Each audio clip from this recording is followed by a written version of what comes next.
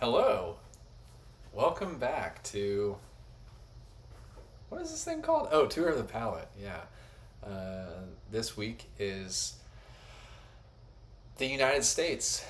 Um, for any of you that are in the U.S., we live in a kind of weird time right now, and things feel a little hectic and crazy. And I felt like it was time to make something from the United States, and also to implement some ingredients and things that really signify what I would consider the United States to, in sum. In total, is a nation of people that immigrated here for a better life, try to have just a better experience overall. So I'm making macaroni and cheese because the United States doesn't really have a national dish. People would argue it's a hamburger or a hot dog or whatever. I think I was reading on the internet, somebody was saying that a big old steak is the national dish, and I was like, I don't think steak is a solely United States kind of United Steaks of America. Okay. Um, okay, so I'll show you the spread. This recipe is baked macaroni and cheese. So I've already cooked the pasta, and I'm using elbow macaroni. I have a bunch of cheese that I've grated. This is Fontina cheese, and it's like Mexican three cheese mix. I did marinated Thai chicken. The marinade I did not get from the recipe, but it's a whole bunch of stuff: lime juice, fish sauce, sesame oil, lemongrass, paprika, just a whole bunch of stuff. Actually, did grab a marinade recipe from a site for Thai chicken, so Thai food is also part of it.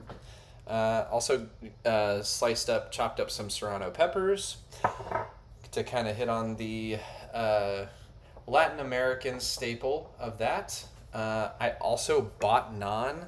I did not make it. I know that's not great, but it'll be accoutrement for what we're gonna make. So yeah, a couple of extra outside influence dishes to something that otherwise would just be a bunch of cheese and pasta. And yeah, so a few extra tasty elements.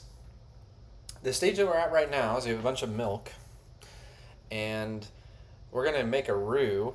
So gonna do flour and milk. This is gonna be almost kind of more like a gravy. My brain's a little bit fried. Maybe that doesn't make any sense. Anyway, then we're gonna put all of this stuff in a big 9 by 13 glass pan, and put some aluminum foil while it cooks. So we're gonna do this step first. So we're gonna heat the butter. So good butter.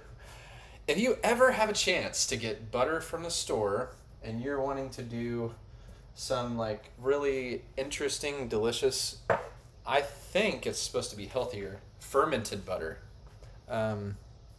This is what I like Vermont Creamery is what I use, but you can pick up anything and it'll just say fermented butter. So good stuff. You can also make your own fermented butter. But okay, so we're gonna melt the butter, and then we're gonna whisk the flour in there. So I have some flour. This is a quarter of a cup of flour.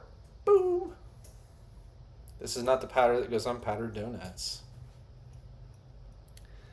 And then let me get the whisk. Wherever the whisk is. I hope everybody's having a wonderful week so far. Where did I put the whisk? Maybe I don't have it right now. I have a bunch of whisks. Where in tarnation did they go? I promise I was more prepared. Not in there, not in there.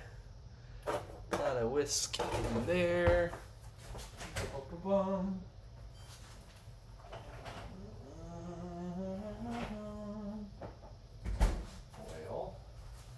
maybe I should open up this drawer. Or this drawer. Well, that is just odd. let's wash this one off. Forgive the sound. I don't know where my big whisk is. Silly me. Whiskers are always kind of challenging to wash. At least these metal ones are, because they like to go hit it really hard. Get all the water out of the inside. Okay. All right. So this butter is melted, or melting. And then I will whisk in the flour. So yeah, it's getting there. It's actually almost melted. I'll wait until it's totally melted. And then it's gonna foam. Ooh. Sorry for all my lactose intolerant friends out there. You could probably try to make this with non-dairy cheese, but it probably just would not be that enjoyable. I am not really that big of a fan of macaroni and cheese either, probably because I had a ton of it growing up. And I don't know, just having cheese, a bunch of cheese. I like eating cheese, but when you mix it with pasta and that's all that's in it, I don't know, maybe I don't know. Maybe it's just not something I want all the time. Maybe that's a better way to explain it. But for any of you who love macaroni and cheese, this recipe is really good because I've made it before, and it's nice to have. So I'm just mixing this and whisking it until the flour gets foamy, which, there we go.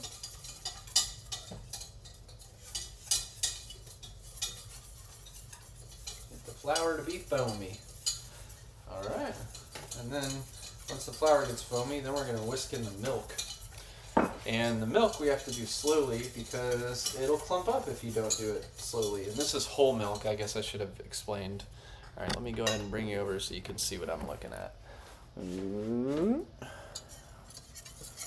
Ooh. Whisking. Whisking. Goes fast. Okay. That was not as cool as I thought it would be.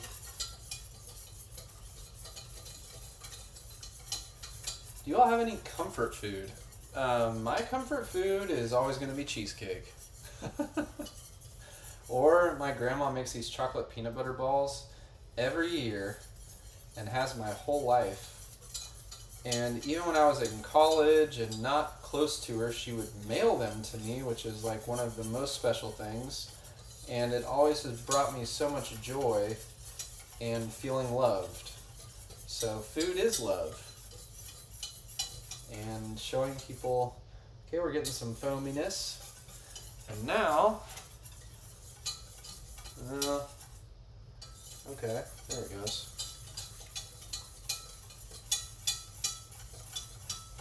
Alright, I'm going to start slowly whisking in the milk. And I can't show what I'm doing now because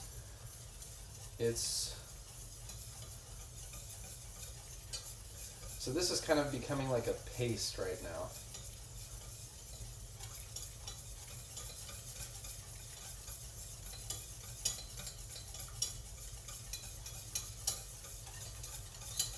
I don't want it to clump. And the whole milk is very thick.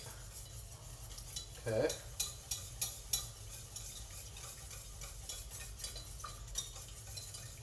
There we go. Nice. It's incorporating well. This is maybe just like a general cooking and baking tip.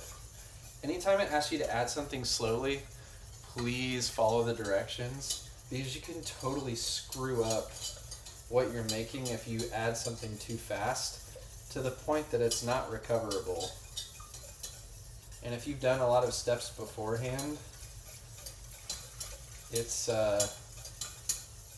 could be a bad time. So, okay, this is got about half the milk in there now.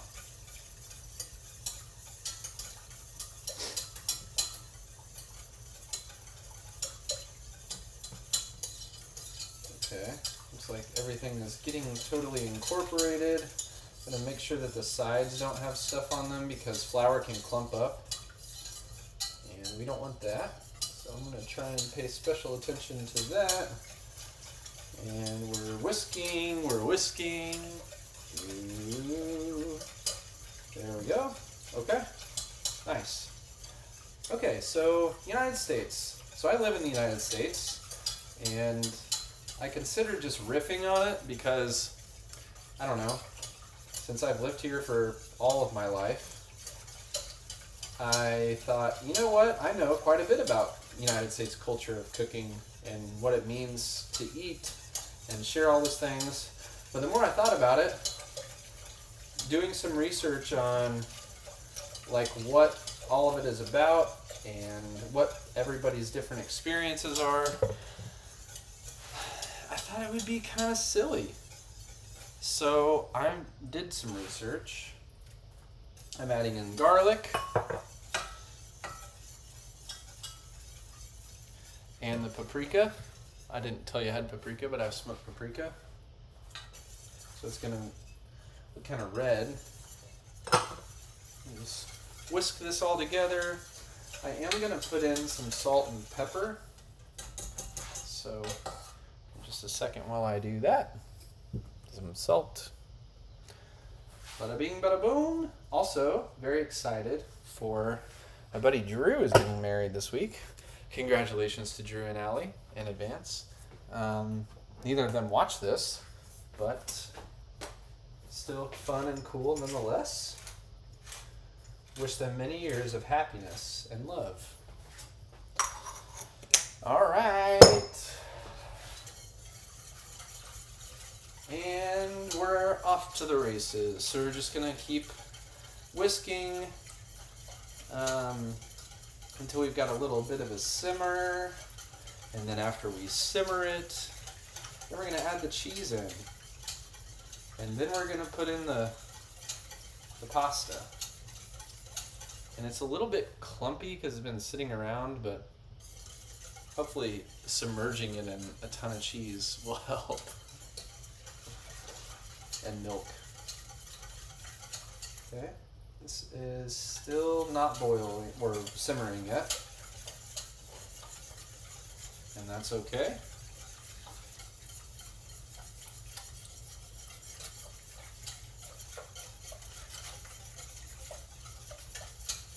One of my favorite, actually I was talking about comfort food. One of my favorite comfort food meals is biscuits and gravy. I love to make biscuits and gravy. And there are these things called butter bathed biscuits. Oh man. Just look up the recipe. Butter bathed biscuits. Essentially like biscuits you put in the oven that are being cooked in a ton of butter. But they are so good. So good. Alright. Okay, we still are not quite there yet. I'm going to turn the heat up just a little bit more.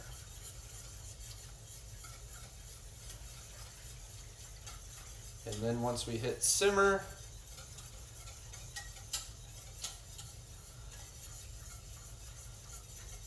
okay.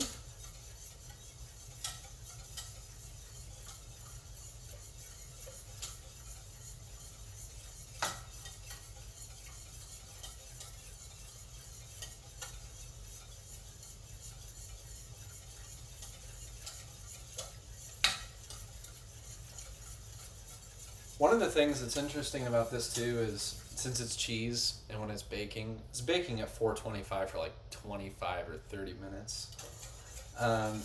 You can put something underneath it to catch drips because sometimes the cheese will pop. I probably won't do that, but you can if you want to. So line a baking sheet with aluminum foil.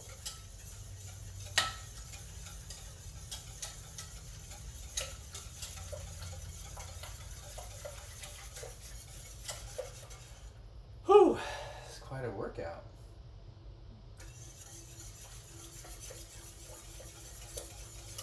A tip so that you don't get tired while you're whisking is I think I've said this in another video. I think I've said this. Going through puberty again. Hold your whisk like you're holding a sword. Because if you hold it like this, you'll get really tired really fast, and it'll start hurting your wrist. So just grab it like you're holding a sword or I don't know, a broom. Maybe that's stupid for me to use a broom as a reference, but anyway, you get the picture. It gives you it'll still give you a forearm workout, but you're using your whole arm instead of just your wrist to stir it. So, and that's not just whisking, but just stirring anything. If you're making meringue or whatever else, I use a KitchenAid mixer to do meringue because it's just a lot faster and it does it a lot more efficiently.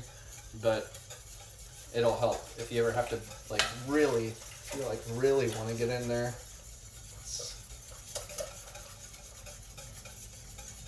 So yeah, cool. All right, we're pretty darn close. Okay, I'm gonna start putting some cheese in here. It's a little bit clumpy, so we're just gonna start adding some stuff in. Okay, and it'll be really clumpy and thick at first. Okay, there we go. All that's in there. I do want to show you what I'm looking at.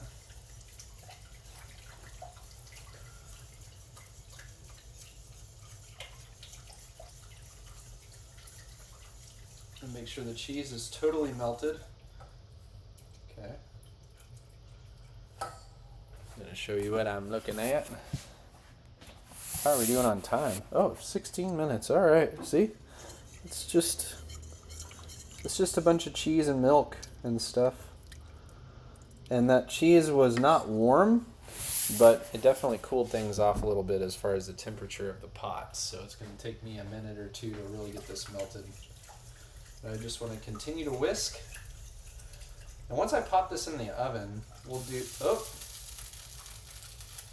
Don't want to spill some on the counter if you can help it too. Because milk and cheese doesn't smell very good when it gets burned on the burner. And this whole area around here is really hot. Boop, boom. Unless you're trying to make an omelet.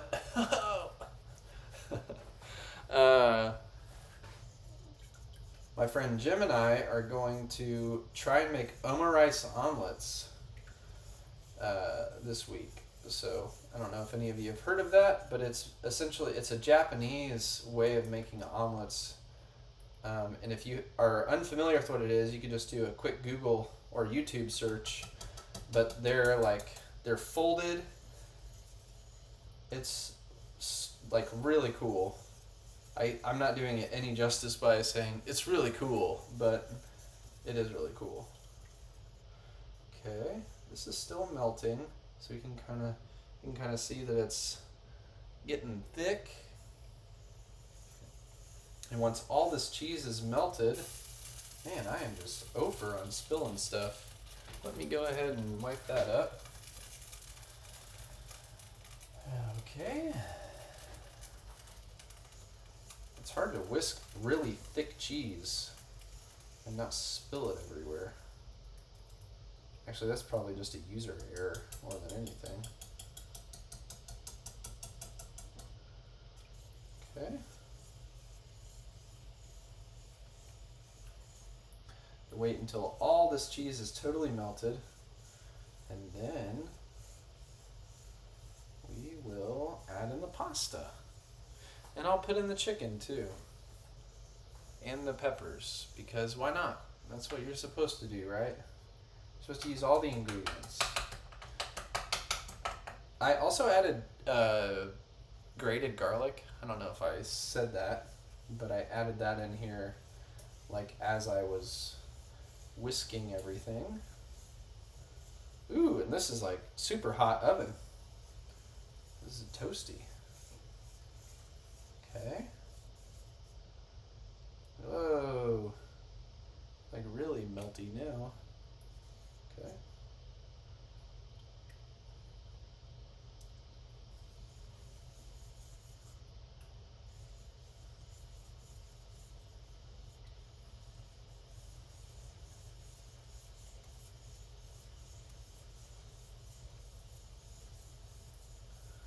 So it gets really thick and then it'll kind of thin out a little bit.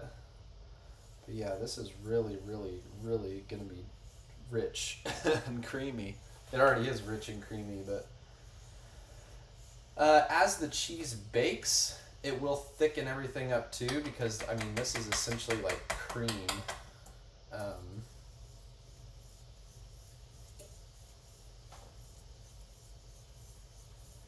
and it's got flour in it, so, and whole milk, and a ton of cheese.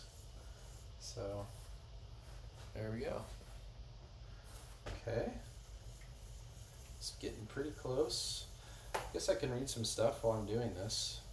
The whole thing is.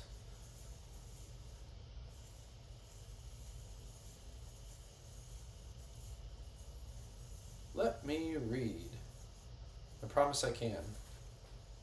Okay. So yeah, just some things that are commonplace. So basic table manners. This is getting pretty close. Forks are placed to the left of the plate, knives and spoons to the right. Use utensils from outside to inside for multiple courses. You hold your fork in your left hand, knife in the right when cutting. American style allows for switching the fork to the right hand for eating, which I did not know that was the right etiquette. I never took an etiquette class, so there you go. Rest utensils on the plate when finished, not on the table. Okay, so this cheese mixture is almost totally melted. During the meal, you wait for the host to begin eating or say, please start. You chew with your mouth closed. Avoid talking while you have food in your mouth. You pass your dishes to the right. Say please and thank you. Keep your elbows off the table. I didn't know that. Somebody once told me, if you say I'm done, it's different than I'm finished. I'm done means you're like a turkey. And I was like, okay. So anytime somebody says I'm done, I will never correct them, but it always is internalized in my brain. Oh, derp. Okay. Well, so the words that you say to people matter. So be mindful of that. What is that saying? Does this need to be said? Does this need to be said by me? Does this need to be said by me right now? We get a mental experiment. Okay, this looks pretty good. Cheese is almost totally melted. All right, restaurant etiquette. So, tips are expected if you're at a restaurant. So, if you go to a restaurant in the United States, just tip. Make eye contact when ordering and be polite. You want to wait to be seated at upscale restaurants. It's acceptable to ask for modifications to menu items, whereas in a lot of other countries that I know of, it's actually almost kind of rude to order something and then ask for a bunch of modifications, or it's just not allowed. Splitting the bill, or called going Dutch, is common, especially among friends. So regional variations: Northeast is more formal dining traditions, European influence. South is emphasis on hospitality, longer meals, and family-style service. West Coast is casual approach, a lot more health-conscious things. And then Midwest is like hearty portions with comfort food. American cuisine core characteristics. Okay, this is good enough that I want to put the... actually, instead of just dumping this in here, I'm just going to use my hands, which is probably not the best way to do it, but I just don't want to... There we go. Nice. It's kind of like bubbling. If I threw all of it in at one time, it'd probably splash all over me anyway. Okay. There we go. Nice. This is working out pretty well. The last time that I made this recipe, I used cavatappi, which for some reason doesn't... It still sticks, but it's not as... this just feels more gelatinous or something. I don't know. Maybe it's a not apt word to use to talk about it. Okay, there we go. There's some pasta with the cheese and the milk and all the other stuff. And we'll do that. There we go. Okay, now I think I can probably just dump a lot of this in here. There we go.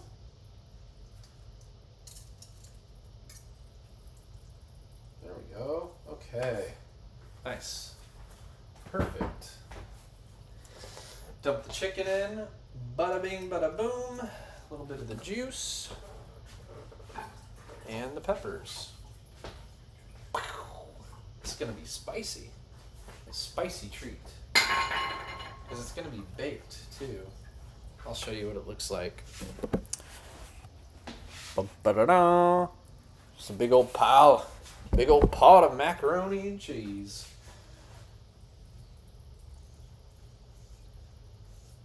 So one optional thing that you do with this recipe is you can make a panko breadcrumb mixture. I am not going to do that just because I want to try it like this. So there we go. All right. And now I am going to pour this in the pan. There we go. Okay. Just a big old pile of macaroni. Macaroni and queso. And now, actually, you know what? I am just going to sprinkle a little bit of breadcrumbs on top because you know what? Why not? It doesn't really totally affect the flavor in that way. There we go. Just wanted to move some things around. And I need to get a knife to open this thing because I do not have the gumption. Here we go. Sprinkle some breadcrumbs on top. Breadcrumbs, breadcrumbs. Probably put, actually, maybe just a little bit of breadcrumbs, and then I'm going to do something a little crazy. Actually, I'll probably just stick with the breadcrumbs. Why not? And so Fontina cheese, if you're going to make macaroni and cheese, Fontina cheese melts so well and is so creamy. If you're looking for what cheese to use when you make this, if you decide you want to make this recipe sometime, it is probably the best cheese to use with a mixture of other cheeses. And normally with these breadcrumbs, you'd want to do like how do you say? There we go. I'll give you a look. There you go. This is what it looks like in the oven. Ba-ba-da-da. Okay, now we close it up. And I'm going to push. Whew, that scared me. Okay. Let's do 25 minutes. Let's see. It's supposed to be bubbling. Bubble, bubble, toil and trouble. And there we go. Okay, I'll finish this up. So we're almost done with the culture stuff. So core characteristics of American cuisine. It's a blend. This is one of the reasons why I thought it apt and appropriate to do this today. It's a blend of immigrant cuisine in some. A lot of it's adapted to American taste and palate, so things are toned down from spice level, and otherwise regional specialties are based on local ingredients and also cultural heritage. Large portion sizes compared to other countries. Oops.